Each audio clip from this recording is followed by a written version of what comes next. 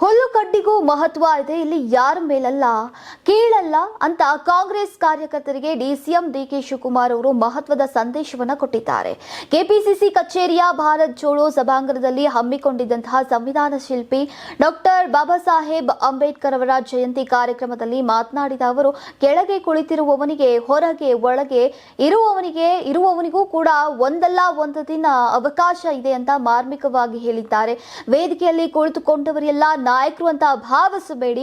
ವೇದಿಕೆ ಕೆಳಗಿರುವವರು ಇದ್ರೆ ಮಾತ್ರ ವೇದಿಕೆ ಮೇಲೇರುವವರು ಈಗ ನಾಯಕರಾಗೋಕೆ ಸಾಧ್ಯ. ಜೊತೆಗೆ ನಾನು ನಾಯಕರು ಕಾರ್ಯಕರ್ತರು ಅಂತ ವಿಭಾಗಿಸಿ ಯಾರನ್ನ ನೋಡುವುದಿಲ್ಲ ಎಂದಿದ್ದಾರೆ. ನೀವು ಕಡಿಮೆ ಅಂತ ಯಾರು ಕೂಡ ಭಾವಿಸಬೇಡಿ.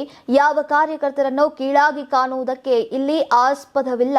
ಅಂಬೇಡ್ಕರ್ ನೀವು ಸಣ್ಣ ಆಗ್ಬೇಕಲ್ವಾ? ಅದು ಒಂದು ಉತ್ತಮ ಆಹಾರದಿಂದ ಸಣ್ಣ ಆಗ್ಬೇಕಲ್ವಾ? ಪ್ರತಿದಿನ ನಮ್ಮ ಜೀನಿ ಸ್ಲಿಮ್ ನ ಯೂಸ್ ಮಾಡಿ ಯಾವುದೇ ಸೈಡ್ ಎಫೆಕ್ಟ್ ಇಲ್ದಂಗೆ ನೀವು ಸಣ್ಣ ಆಗ್ತೀರಾ. ಅವರು ತಮ್ಮದೇ ಆದಂತಹ ಪಕ್ಷವನ್ನ ಸ್ಥಾಪಿಸಿದ್ರು. ಕಾಂಗ್ರೆಸ್ ಪಕ್ಷ ಭಿನ್ನ ರಾಜಕೀಯ ನಿಲುವುಗಳನ್ನ ಹೊಂದಿದ್ರು. ಅಂಬೇಡ್ಕರ್ ಅವರಿಗೆ ಮಹೋನ್ನತ ಜವಾಬ್ದಾರಿಗಳನ್ನ ನೀಡಿತು. ಈ ದೇಶವನ್ನ ಮುನ್ನಡೆಸೋಕೆ ವಿದ್ಯಾವಂತರು ಬುದ್ಧಿವಂತರು ಇರಬೇಕು ಅಂತ ಜವಾಹರ್ಲಾಲ್ ನೆಹರು ಅವರು ತಮ್ಮ ಸಂಪುಟದಲ್ಲಿ ಅಂಬೇಡ್ಕರ್ ಅವರಿಗೆ ಸ್ಥಾನವನ್ನ ನೀಡಿದ್ರು. ಸಂಘಟಿತವಾಗಿ ವಿದ್ಯಾವಂತರಾಗಿ ಹೋರಾಟ ಮಾಡಿ ಅಂತ ಮಾತ್ರ ಅಂಬೇಡ್ಕರ್ ಅವರು ಹೇಳಲಿಲ್ಲ. ಪ್ರಜಾಪ್ರಭುತ್ವ ಅಂದ್ರೆ ಸರ್ವ ಜನಾಂಗಗಳು ಒಗ್ಗೂಡಿ ಮುನ್ನಡೆಸುವಂತಹ ಸಾಧನ ಎಂದಿದ್ರು. ಎಲ್ಲಾ ಧರ್ಮ ಜಾತಿಗಳು ಈಗ ಸಂವಿಧಾನದ ಅಡಿಯಲ್ಲಿ ಬಂದು ಇಡೀ ದೇಶವೇ ಇದನ್ನ ಒಪ್ಕೊಳ್ಳುವಂತೆ ಮಾಡಿದ್ರು ಅಂತ ಡಿಸಿಎಂ ಡಿಕೆ ಶಿವಕುಮಾರ್ ಅವರು ಮಾರ್ಮಿಕವಾಗಿ ಮಾತುಗಳನ್ನಾಡಿದ್ದಾರೆ.